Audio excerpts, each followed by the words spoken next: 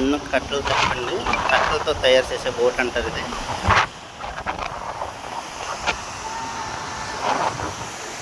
దాని మీద ఎలా ప్రయాణిస్తున్నారు చూడండి.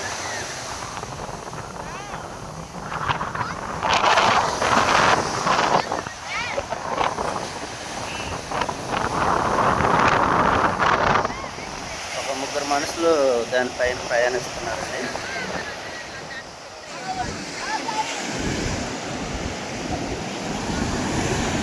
జీవనోపాధి చేసుకోవాలంటే ఒక బోట్ పట్టుకోవాలి, కాస్ట్లీ రేట్ అనుకుంటే ఒక మత్స్యకారులు జీవితంలో కాస్ట్లీ అంటే ₹1,00,000 ఇంకా కాస్ట్లీ అంటే ₹1,50,000 ఇంకా కాస్ట్లీ అంటే 2,00,000 3,00,000 ఇటువంటి చిన్న చిన్న 2 3 4 5 వెళ్ళే బోట్స్ అండి. చూడండి ఆ యొక్క బోట్లు కెరటాలకి తిరగబడిపోయి పల్టీలు కొట్టేసి ఇరిగిపోయే రోజులు ఉంటాయి. అనేకమైన ప్రాణాలు నష్టపోయే రోజులు ఉంటాయి. అనేకమైన సార్లు కౌకు దెబ్బలు తగిలేసి మరి వారు మంచాన పడి వాళ్ళ భార్య పడింది ఎంతో నష్టం జరిగేది కూడా ఉంటుందండి. దయించి మరి మత్స్యకారులు మరి గవర్నమెంట్ ఏ ప్రభుత్వం ఎప్పుడు వచ్చినా కూడా మరి ఇప్పుడున్న ప్రభుత్వం కూడా గుర్తించి మరి శ్రీకాకుళం జిల్లా నుంచి విజయనగరం జిల్లా వరకు ఎన్నో ప్రాంతాలు, గ్రామాలు, విలేజ్లు ఉన్నాయి. వీళ్ళంతా కలిసి వర్ష కూలీలుగా గుజరాత్ ప్రాంతం వెళ్ళి కర్ణాటక బొంగుళూరు అనే గ్రామం వెళ్ళి వర్ష కూలీలుగా కష్టపడుతున్నారండి. కారణం సింగారు వారు లేకపోవడం.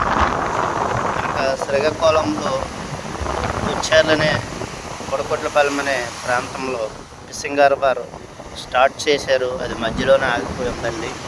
అది దయచేసి ఇప్పుడున్న మరి ముఖ్యమంత్రి చంద్రబాబు నాయుడు గారు, అలాగే మరి డిప్యూటీ సీఎం పవన్ కళ్యాణ్ గారు, మరి ఇంకా కూటమి ప్రభుత్వం కానీ మరి ఈ పనులు పూర్తి చేసి మరి మత్స్యకారుల గుండెల్లో మీరు నిలిచిపోతారో లేదా మరి రాబోయే ప్రభుత్వానికి ఈ అవకాశాన్ని ఇస్తారో అది మీ చేతిలోనే ఉంది, మీ నిర్ణయంలో ఉందండి. మరి మీరు మొదలుపెట్టారు కనుక చేస్తే బాగుంటుంది.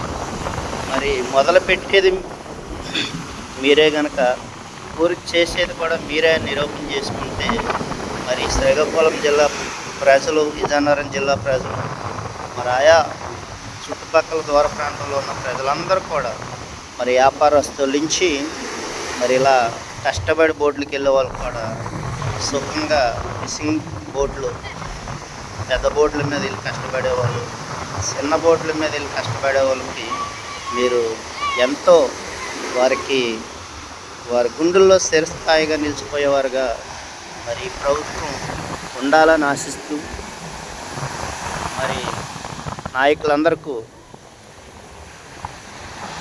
జై హింద్ చెప్తూ ప్రజలందరికీ మేలుకోరు ఈ వీడియో చేస్తున్నాను కనుక అందరికీ జై హింద్ అండి.